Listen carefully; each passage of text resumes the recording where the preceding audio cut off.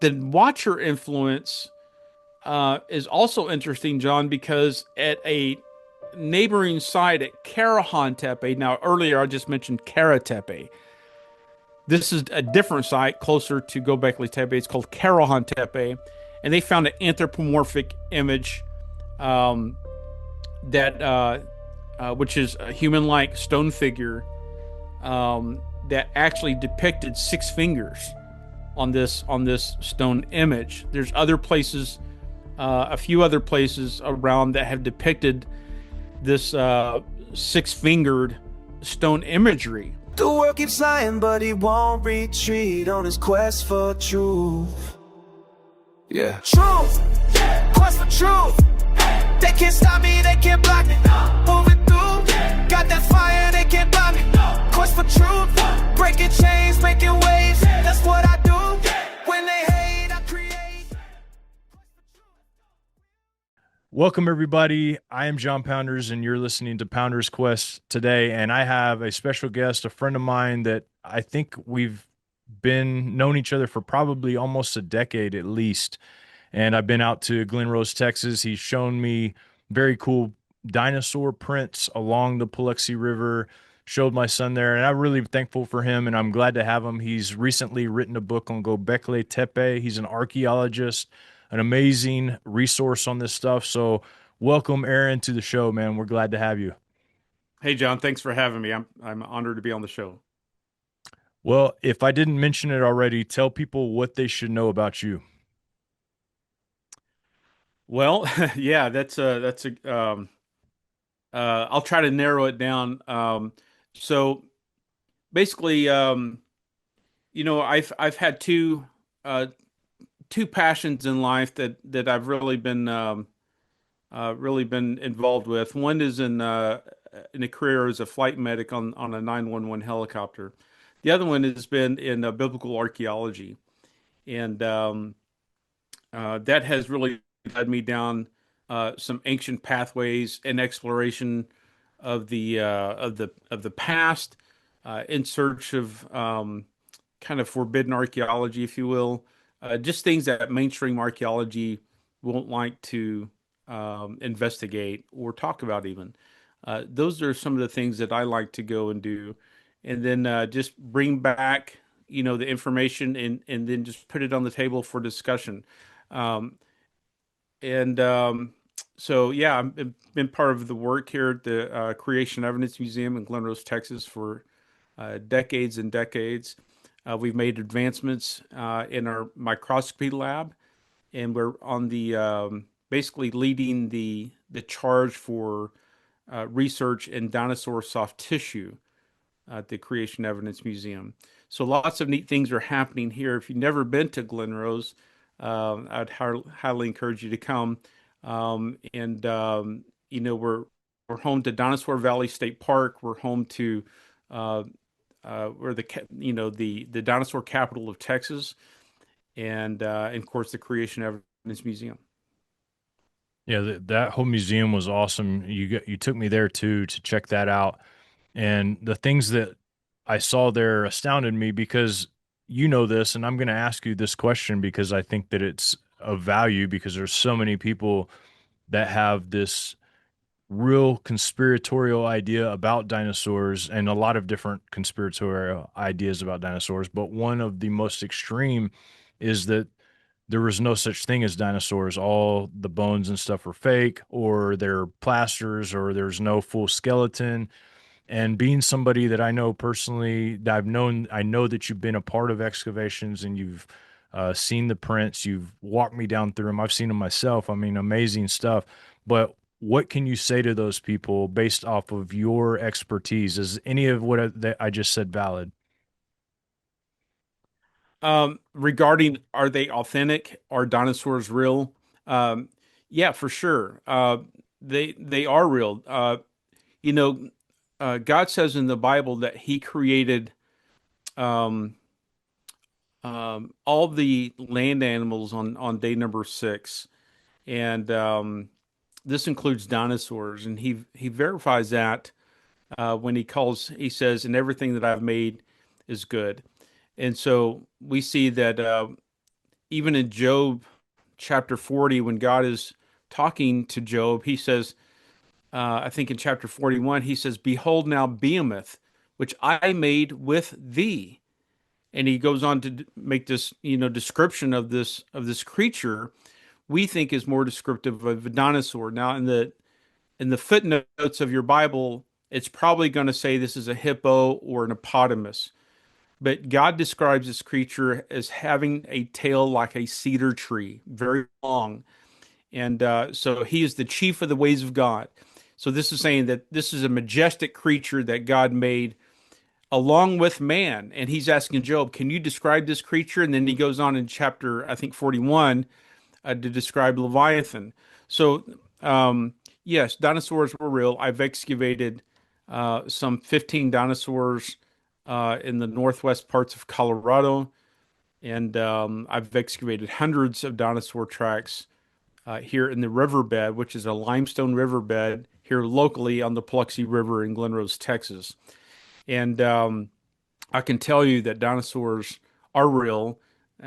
You've walked in the tracks, you've seen them, and they go under multiple layers of limestone ledges.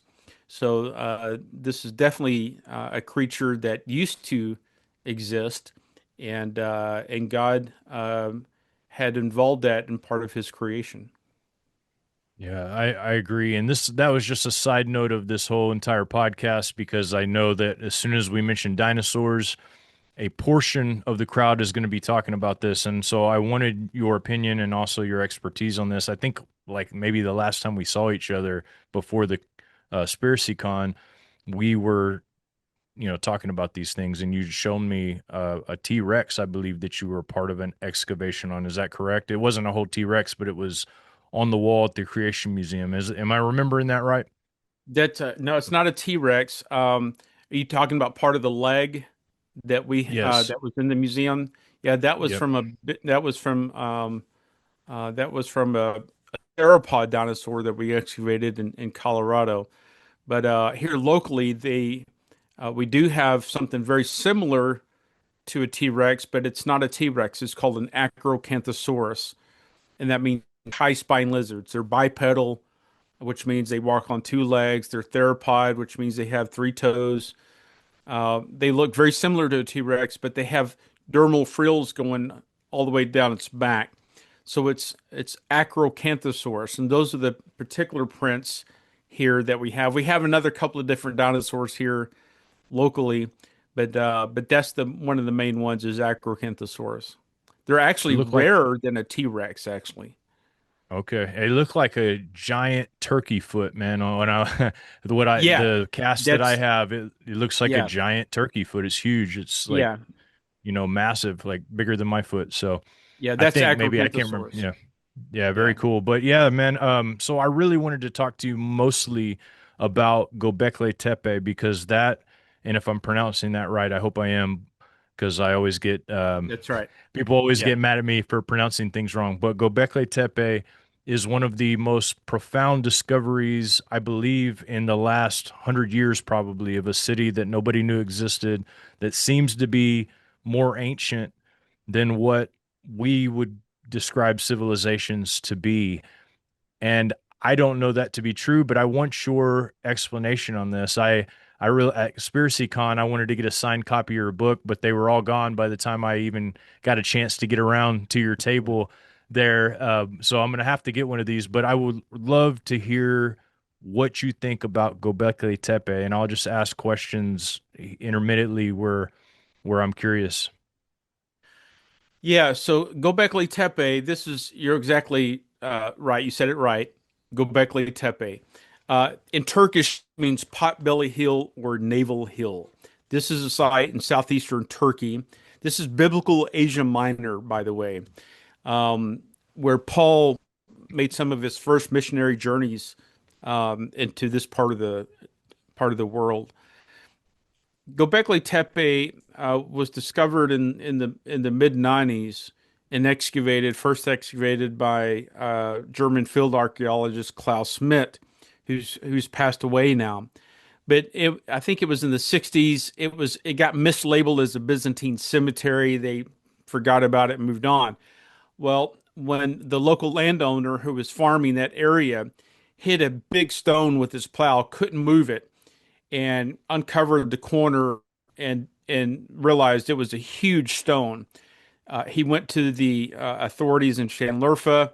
They came back and realized, hey, there's something big here. Dr. Klaus Schmidt was called in. He had just finished excavations in the nearby region, and he immediately recognized it as Neolithic, as another Neolithic site, which there are is pretty common in this region of the world. But it was not a Byzantine cemetery. And when they began excavating, um, Dr. Schmidt realized that this was a site that was uh, completely baffling to archaeologists. They were discovering things at this site, such as megalithic architecture that was not supposed to be in the Stone Age. Wow. So obviously, we believe biblically, I think that people probably did have that kind of skills back then. I mean, I know that you believe probably similar to me about the Nephilim and about the giants that were of old. Um, is this part in Turkey? I remember in the book of Revelation, it talks about where Satan's throne is, and I believe it's referring to Asia Minor in that area of that church. Is that the same area, or is this completely different spot that we would It's have in this? it's in a Yeah, this is in a different spot. Um, but again, this goes back to the very beginnings of the very first book in the Bible of Genesis. Now, we're the first to really come out with the complete book on Gobekli Tepe from a biblical perspective, and this is exactly what the book is. It's called Decoding Gobekli Tepe: Biblical Anatolia and the Watchers. And what my co-author, Dr. Judd Burton, and I have looked at this site for almost 6 years, very intensively, and and we realized that there were some things happening here at the site that was totally um, confusing archaeologists. The megalithic architecture is one that shouldn't really be in the Stone Age. It shows a division of labor. It shows organization. And again, if this is Stone Age Neolithic, well, people at this time, are hunter gatherers. They've learned how to, create, and fire and hunt and gather. They're not supposed to be able to build megalithic architecture like this. And secondly, this is showing a religious ideology brought the people together first before the advent of agriculture. So in the textbooks, it says that agriculture came first and now the people came. They developed cities, a community, defensive positions to defend themselves and their food, walls, and then after all that, religion came and then people did that. That's not true. Religious ideology brought the people together first at Göbekli Tepe, and there's a commonality, not just at Göbekli Tepe, but in the entire region that is connected through um, through architecture and is connected through sacred cosmology. And so we see that entwined into their architecture. We in the Specifically in the T column pillars that they've created. Göbekli Tepe is not the sole site for that. As a matter of fact, Chori was one of the first sites that they discovered the big T pillars at that site, and Chori is supposedly older in dating than Göbekli Tepe. And since they have found sites that are supposedly older than that, than both of those. But the connection is the architecture and then the motif systems that they've uncovered there in the artwork. There's a lot of zoomorphic artwork there that depicts various animals, and then a lot of anthropomorphic images that are often phallic. But so this is the essence of the book, Decoding Gobekli Tepe, because we wanted to give um, we wanted to give an answer through the lens of the Bible about who these people were and why were they at this particular site and what they were doing.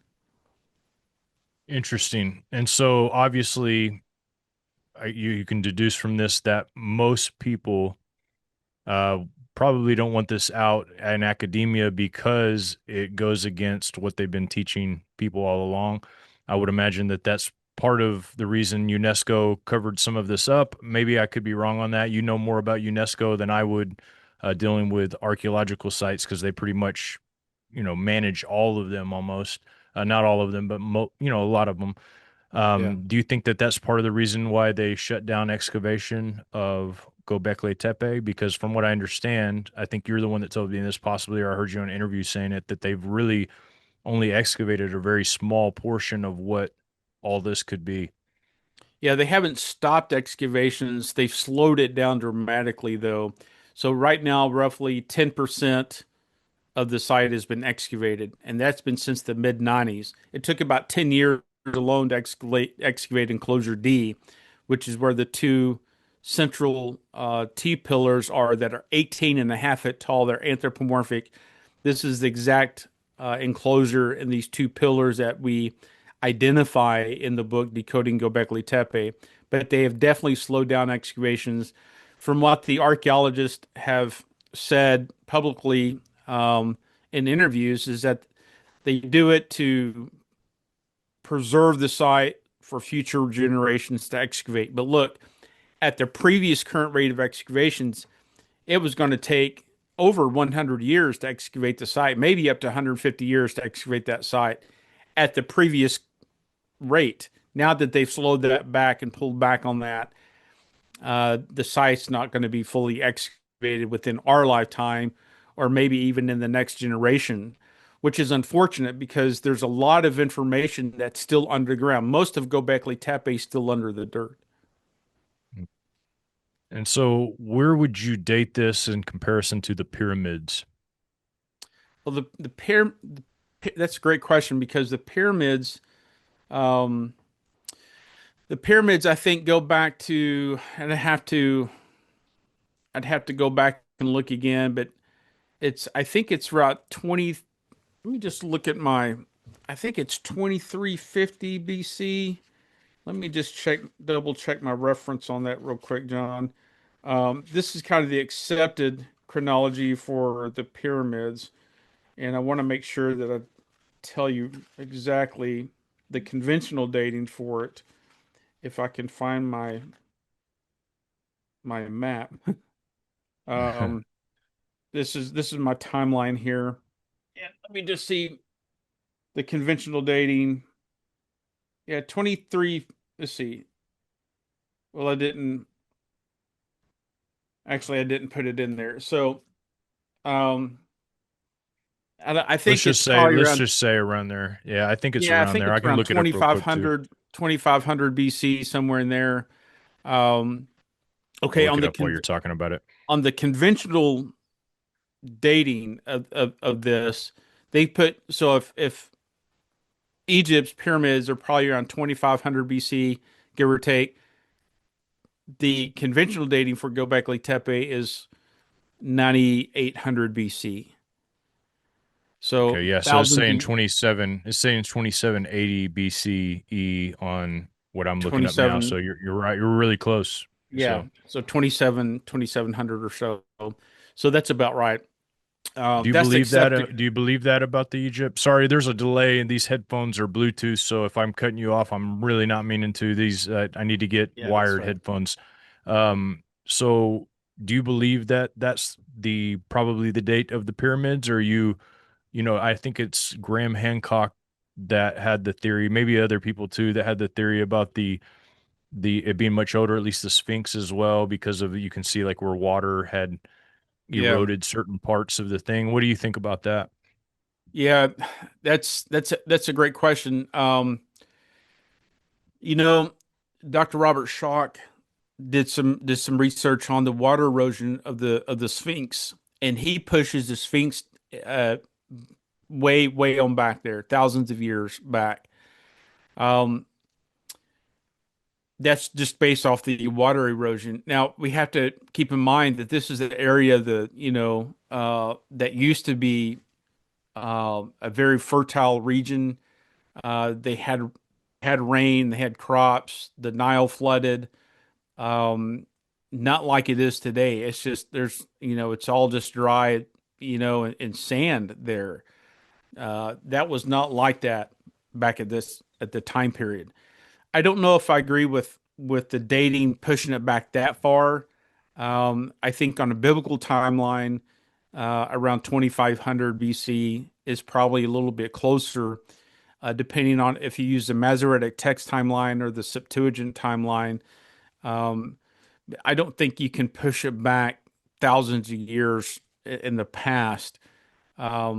And this is exactly where they put Göbekli Tepe around 96 or 9800 BC. Um, the dating that we use is we go by two chronologies, and this is the chronology map that I put in the back of the book uh, for you to look at the timeline. So I used two timelines. I used the Masoretic text timeline and the Septuagint timeline to see where biblically you could put Gobekli Tepe on the timeline. And amazingly enough, John, it's just um, it's just right around the time of the pyramids, not Stone Age, what they consider pre-pottery Neolithic A. Now, So they're depending dating on Gobekli Tepe wrong, is what you're saying. well, remember this is in a secular conventional dating system. This is where they're putting it because this is where they date the Younger Dryas event as well. And the Younger Dryas event does coincide with Gobekli Tepe. I just think they're looking in the wrong timeline. I think they've got the events down correctly, but when you line that up with the biblical events, we see that the mechanism for the Younger Dryas is the Noahic deluge. That's the precipitating factor, and then the Mm. Younger Dryas then coincides with the biblical ice age that happens afterwards. This is all Mm. part of the Younger Dryas event as well, which lasted about 1,000 years in time. But I think biblically, no matter what timeline you use, either the Masoretic text or the Septuagint, they come out relatively very close together. The one thing that I found interesting was that when I was looking at the Masoretic text timeline, there's no room for the Ice Age in there. So even if you don't call it 1,000 years, let's just say you call it, 500 to 750 years, there's really no room on the Masoretic text timeline to put the Ice Age after the flood. So by the time you go from the flood, if you use Sir Bishop Ussher's creation date of 4004 BC, and then you go to the flood at 2348 BC, that only puts the flood and the Tower of Babel at less than 100 years apart, like 98 years apart. And Which I doesn't seem. think that's problematic. Now, I'm not dogging the Masoretic text. I use the Masoretic text. I study out of it. I'm just saying I think in this particular instance, they somehow the dating or the timeline got wrong, and I think Usher was off on that, and I'll tell you why here in a minute. Because I'll just tell you now. Because the Septuagint, when you use the Septuagint timeline, I think it preserves the Old Testament numbers, at least in the genealogies. I think it's either Genesis 10. I think it's Genesis 10 or Genesis 11, where it's got those genealogies, Yeah, and it Genesis cuts off 10. the yeah Genesis 10. It cuts off. There's like six generations, and it cuts off 100 years off of each generation. Hmm. So you're losing at least 650 years if you include. I think it's Nahor in that. Uh, you lose about 600 to 650 years of time right there. Uh, that's what the Masoretic text in the Genesis 10 version lops off 100 years off those generations. The Septuagint has preserved that. So it says, when so and so begat so and so, and their long names, he was 130 years old. but the Masoretic text in that same passage will say so and so begat so and so, and he was 30 years old. 100 years Mm, disappears. So mm, when you look at the overall time frame of the Septuagint, it adds about 1300 to 1400 years total, which gives you all the room you need for the Ice Age up to 1,000 years. So it fits very nicely right there. So I think you have to take the best of both. Yeah, I think the Septuagint has preserved the genealogies, at least in this case in Genesis 10. But look, it doesn't really matter which one you use. The dating of Göbekli Tepe is very, very close on either timeline. So it mhm, doesn't go back to the Stone Age, 12,000 years ago. It's really dated around the Bronze Age, the mm, time of the biblical Bronze Age, which puts it, from either, 2300 to 2100 BC, very close to the dating of the pyramids, maybe just right before the pyramids. Um, and several generations before the pyramids were built. So if you trace the lineage of Noah and his sons and Mizraim and how Mizraim was the founder of Egypt and all this, I think Göbekli Tepe is right before those events, but right after a generation or two after the Tower of Babel. And this is mm, why, because we see the dispersion of the people already. Number one, they've dispersed from that area of the Tower of Babel. Two, they have a different language, which I propose in the book, Decoding Gobekli Tepe, is alluvian logograms. And I think there is language at the site. Now you have to understand the conventional dating of Gobekli Tepe is pre-pottery Neolithic A, which means that it's before the invention of pottery. It puts it before the invention of the wheel and before the invention of writing. But I think there is writing at Gobekli Tepe. Now, there's no pottery found at Gobekli Tepe. That's why they say it's Stone Age, it's pre-pottery Neolithic A. However, in some pre-pottery sites around Gobekli Tepe, they have discovered pottery. So just because there's an absence of pottery doesn't really mean that there's not going to be any, you know, pottery discovered in the future and excavations, or perhaps they were just using the natural resources around them, which is just all stone. And that's why you have a lot of stoneware vessels around the site. Thousands of pestles and mortars, things to grind the wild wheat, the wild grain, the wild barley there at the site. Thousands of sickle blades that they discovered there as well. So they were right along the ancient plain of Haran, which is part of the Fertile Crescent. About 9 miles away is modern day Sheinlerfa. This is biblical Edessa, but this is Abraham's Ur. This is where Abraham grew up in this area. His father Terah had worshipped the moon god. We know this through, also in the region throughout archaeology, bears out the archaeological evidence of often a crescent standard, a moon standard, flanked by two males in worship. We also know that the city of Jericho, which is contemporaneous to the time of Gobekli Tepe and Abraham's Ur, I think that's in this area, also coincides with moon worship. We know the city of Jericho was worshiping, the people there were worshiping the moon as well. Um, so, uh, I so in other words, we have this we have this chronology problem here because one, we have writing, which I'm proposing that are alluvian logograms on the stones at Gobekli Tepe, which there should be no alluvian logograms. Now, people may ask, what's alluvian? There's a culture that lived contemporaneous with the Hittites. They were neighbors, and they were called the Luvians. And there's not a lot known about the Luvians because uh, uh, a lot of um, a lot of their history is still not known yet. We do know some history, but there's just so much there. There's not a whole lot of Luvian experts. There are some. There's a handful of Luvian experts that knows the Luvian language, but this is a particular type of Anatolian hieroglyphics that used that used a symbol to represent a word. And so we see on the stones at Göbekli Tepe a specific Luwian logogram for Deus. This is a Latin transliteration that means God. It's very clear. It's a known symbol in Luwian logograms. Um, Not all Luwian logograms have been deciphered. There's thousands or hundreds, at least, perhaps thousands more that have not been deciphered. But we do know what this particular symbol means. It means Deus, which means God. We see this very same logogram on the stone at Göbekli Tepe.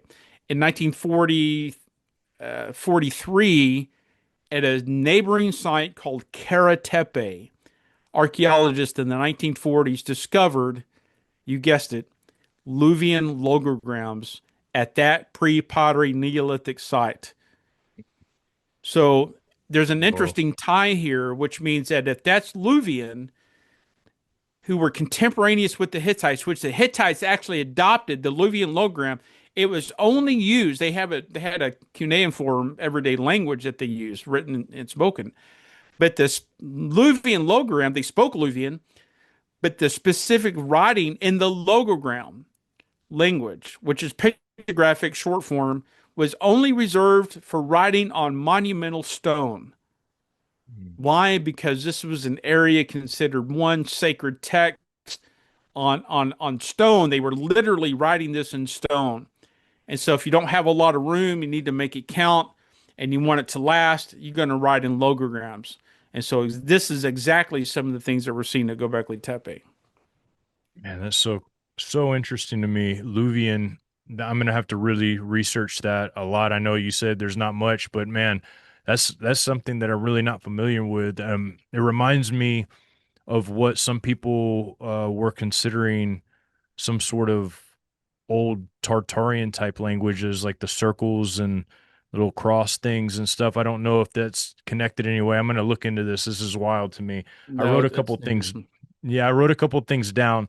Megalithic structures. You mentioned that there are megalithic structures here at Gobekli Tepe, and a lot of people would connect some of these structures, these massive structures, to the giants and to cultures, maybe even the Watchers before that. What would your thoughts on that be when you see that megalithic architecture? Where does your mind go, and who created those things? yeah. So this is where my colleague really comes in to play here, Dr. Judd Burton. He gets into the Watcher influence at the site, but I can tell you, um, these are megalithic structures, multi-ton structures, 20-ton stones, quarried from a quarter of a mile away, drug uphill, were cut out in a monolithic stone, which means it was one solid piece of stone, not multiple pieces and erected together. It was cut out of bedrock at the quarry as one solid piece, drug uphill, and then set into place, into position, which some of them were still in situ when they were excavated, which means they were discovered in the original standing place. These are huge stones. It's very difficult to do. The Watcher influence is a really interesting angle because Dr. Klaus Schmidt saw the two central figures in Enclosure D as supernatural entities.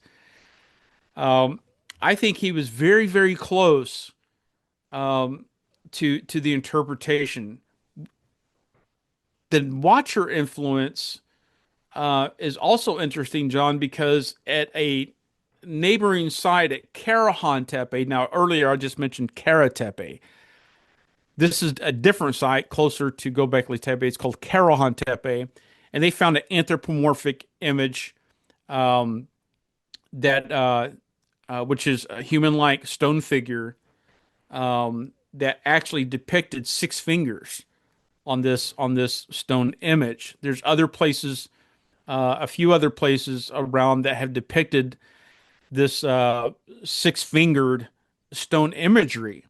We see this is also connected to the imagery Leem, which it describes, I think, in Numbers, that the Anakim had six fingers and six toes, 24 digits in all. So it's interesting that this is in the archaeological record. Um, so this has some ties back to the Genesis account of the Watchers who produced the race of giants, and we see that they they had six fingers and six toes. Why would these stones at Karahan Tepe depict a stone image with six fingers? So that's very very interesting.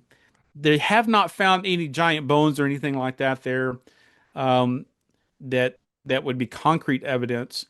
But I think it's very plausible, and this is what Dr. Burton gets into. I think it's very plausible that they had a watcher influence in their belief system. How do you get from a Stone Age culture, which is culturally reset at the flood? They're having to start over. They get culturally slammed, reset again by another global disaster called the biblical ice age, or in modern day terms, it's called the Younger Dryas event. They get culturally reset and hit hard again with another, you know, worldwide disaster, if you will, when this happens, because it forces them to move, it forces them to disperse again. The fertile crescent is no longer fertile. There's no greenery. You know the uh, the ocean levels drop between 200 and 400 feet. Global temperatures take a dive of about at least 30 degrees globally worldwide. Things become very colder and very dry, and I think they're forced to move with the migration of the animals. Uh, in the book, I list an epic. It's called the Karasog epic, and this isn't. There's bears out in archaeology where it describes this 1,000 year storm that this global event happened. It specifically talks about this storm, and it's a perfect fit for what they experienced during this Younger Dryas event. What I think dovetails with the biblical ice age. Um, so there's a lot of things happening here, but the Nephilim watcher influence that Judd proposes in the book goes back to the very beginnings of Genesis. We see that God creates everything in Genesis 1, things are rocking along, sin comes into the earth, but then Genesis 6, you have some major things happening right here. And then of course, in the apocryphal books like the Book of Enoch and the Book of Jubilees and some of these other apocryphal books, talks about more specifically about these watchers and their influence and the intervention into the affairs of mankind. Yeah. So interesting. A couple questions I want to ask you about this site, and I've not been there. You've been there. I've seen pictures, and I keep seeing something that looks like a bird. Am I seeing that correctly? There's like a bird depiction on here, and some of this stuff. Is this? Am I correct in saying that? Yeah, there's vulture iconography, and there's another type of unknown bird. We think it may be vultures or some kind of condor or something. I think that's on Pillar 43 you're referencing there. Yeah, that's what I'm referencing. The reason I'm asking that is because you talked about the six finger aspect of it. And when I hear that, it recalls a recent discovery in Jerusalem. When I say recent, in the last maybe 20 years, probably 20 years, of a six fingered shaman mummy that they found in Jerusalem, I believe in Jerusalem.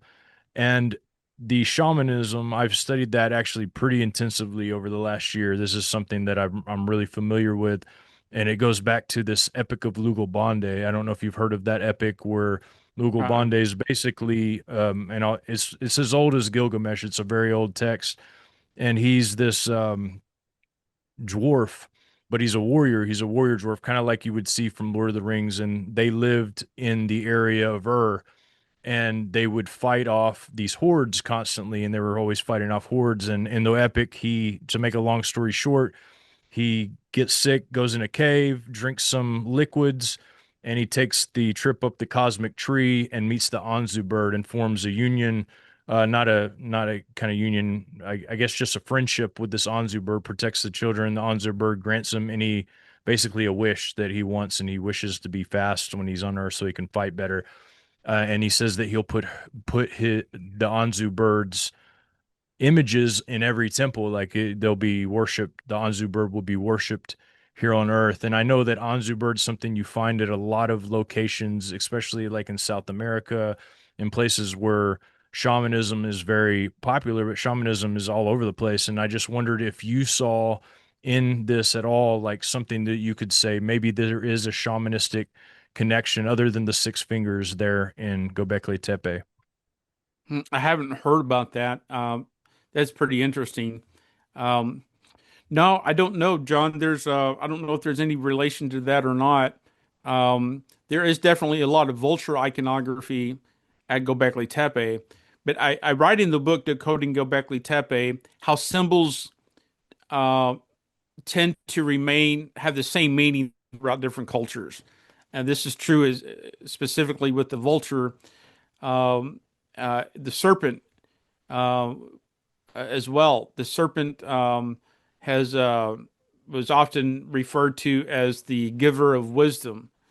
Um, the vulture in this case is linked with the process of life and death and regeneration, and it's linked back to Eve, incidentally, um, and uh, they used this iconography, I think, on specifically in Pillar 43 with the condor or the vulture, that's basically telling a story about death and the regeneration back to eternal life, back through the mother, which they had deified as Eve, and they symbolize Eve through the iconography of the vulture.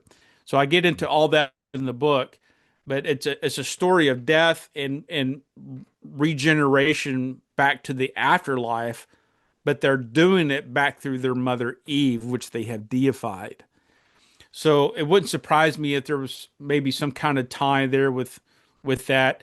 Um, words. I think it was Isaiah, the prophet Isaiah, who had basically mocked that were using chants, what he called peep, peeping and muttering, because they believed that the shades or the dead spirits spoke in um, uh, as if they were birds. So it'd be through peeping and muttering. And Isaiah basically is uh, is condemning that type of acts of this what you would call shamanistic type of worship. But you know if you can think about if you're watching a movie or something on Netflix, and anytime there's a lot of symbolism even today, and if you think about some of the shows um, now, and when you see like a crow or a raven or something in this type of context, that often represents a demonic spirit through the symbolism of the bird, which is why they're there in the movies. Uh, so I don't know if you've ever noticed that or not, but that's I have, yeah. exactly that's exactly what that symbolism is about. It's depicting spirits. So interesting information about that. Yeah, and I'll give you a little bit more that ties in exactly what you're saying. So what you're talking about kind of is like a phoenix iconography that rises from the ashes, reborn all the time, and that's exactly what the Anzu bird represents. In fact, the cosmic tree is uh, drawn and also depicted as at the base, at the roots, is the serpent that's at the roots, and you'll see like the serpents at the roots. And as you go up the tree, at the top, you have the nest with the Anzu bird and the stars. And the Anzu bird is described as being able to take the form of serpent and also bird.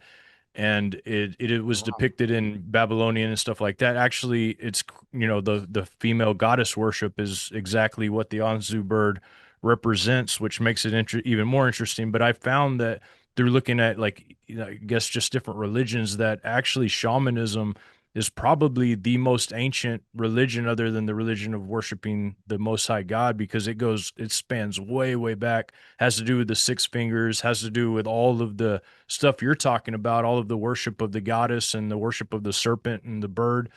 And it makes you wonder, like, how connected all of that stuff is. And it's just crazy because now in local, in modern times, you have this DMT revolution, and that's what a lot of people, shamans, their goal is to take you on that trip up the cosmic tree, and that's where the whole DMT thing comes from in shamanism, and that's Hmm. where the story of Epic of Lugal Bande is a version of that story. It's an old version of that story.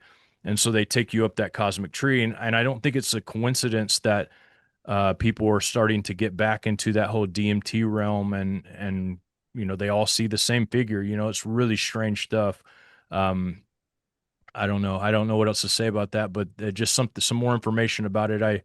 I thought that there was going to be something that was found there that just seems like it ties back to, some people call it shamanism, paganism, whatever you want to call it, going back to the old gods, the old the the watchers or fallen ones or whatever. Yeah. Well, at Göbekli Tepe, I think this is the very beginnings of Baal worship. We Mm, identify the two central pillars in enclosure D, and look, this is post Tower of Babel. Uh, they mhm, have they have already started following other gods.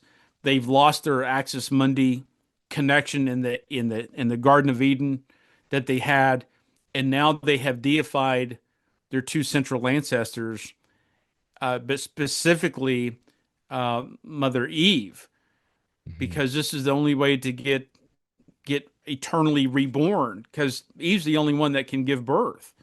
mhm, So now they do consider Adam as a central, father ancestor, but only Adam gets regenerated back through Eve and through all the descendants mhm, through Eve. So this is exactly. I think they're practicing some kind of ritual or libation ceremonies in this enclosure. Why? Because in the stone vessels they found at the uh, other enclosures at Göbekli Tepe, they found shallow stone vessels, or stone vessels with channeled grooves around the rim for draining liquid. Now, I don't know what that liquid was. I'm not suggesting that they were performing human sacrifice. There's no evidence of that. I don't think they did. But at least it served as some kind of libation ceremony. Um, and um, and so I think, when they find the fragmented skulls in these enclosures, you don't take the whole body into the enclosure.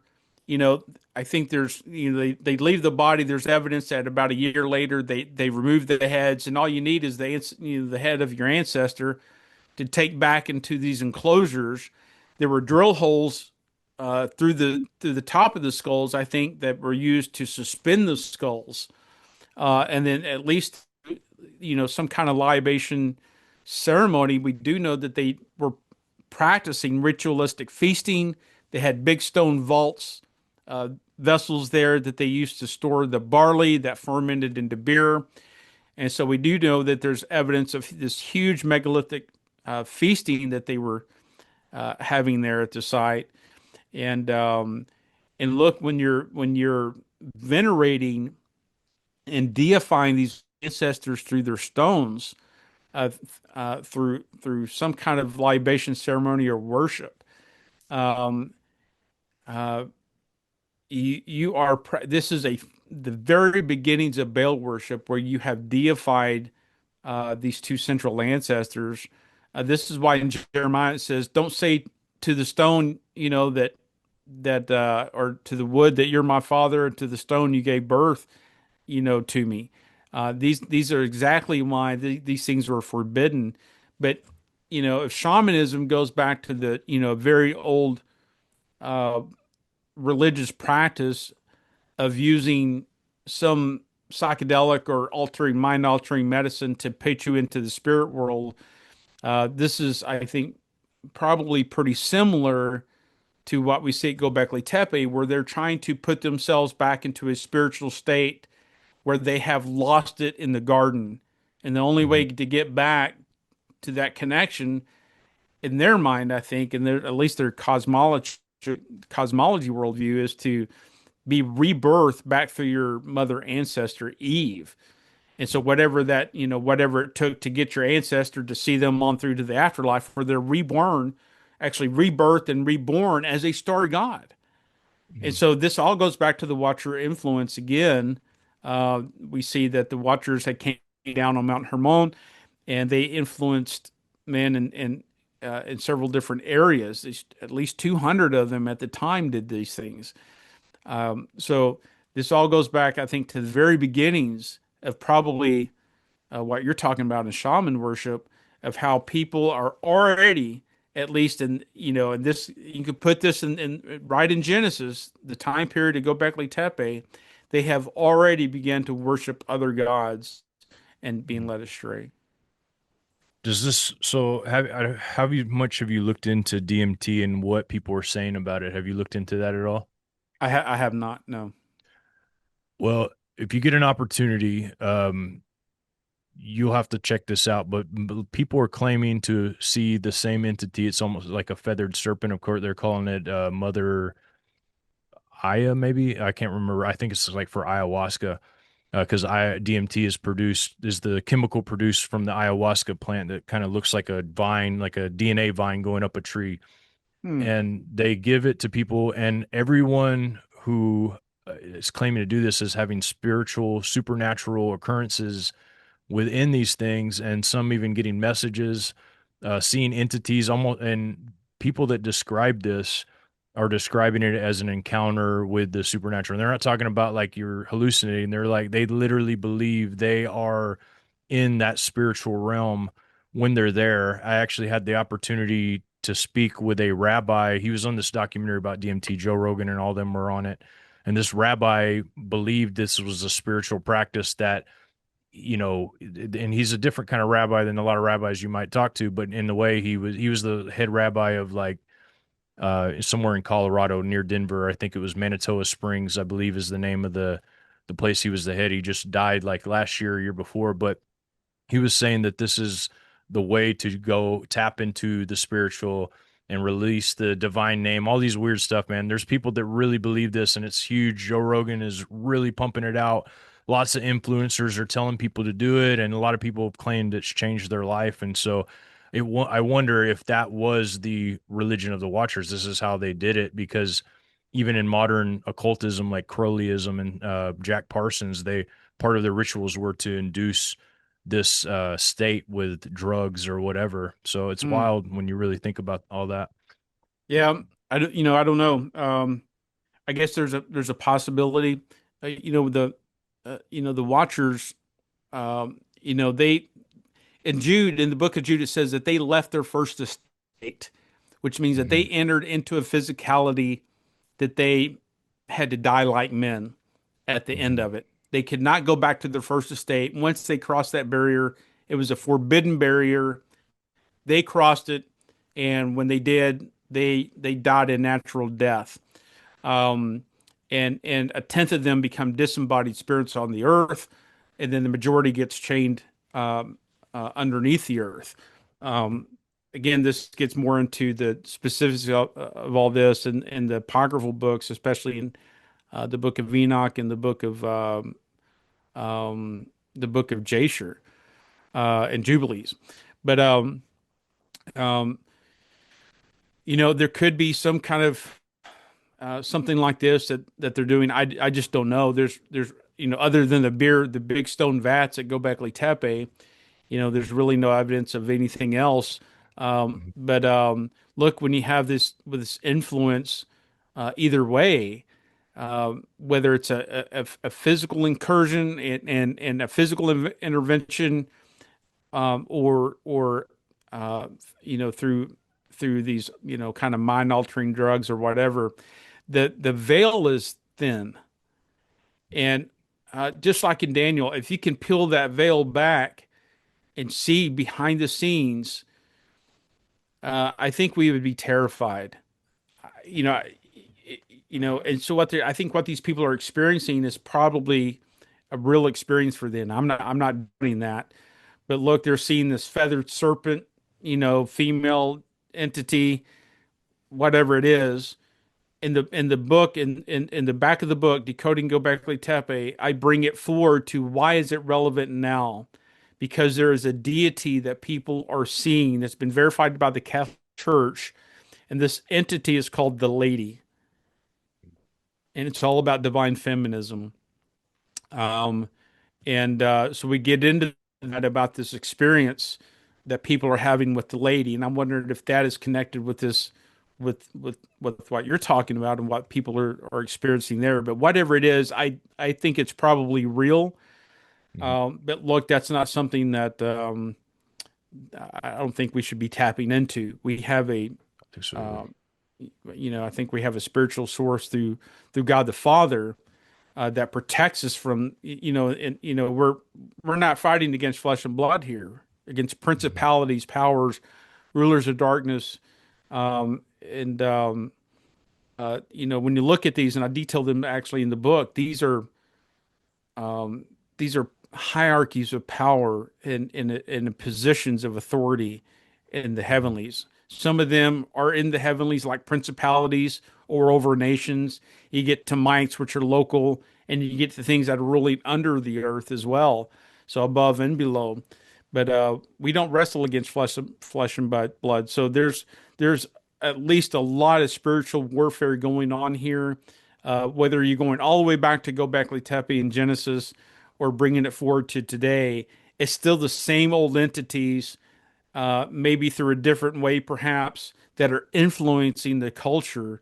And we have to be very, very careful and do what the Bible says, guard our hearts and our minds against these things, because if it was possible, even the very elect would be deceived. So we have to really be on guard about that and stay with the standard of truth, John, and that's the word of God. I believe that too. Thank you, Aaron, so much for that.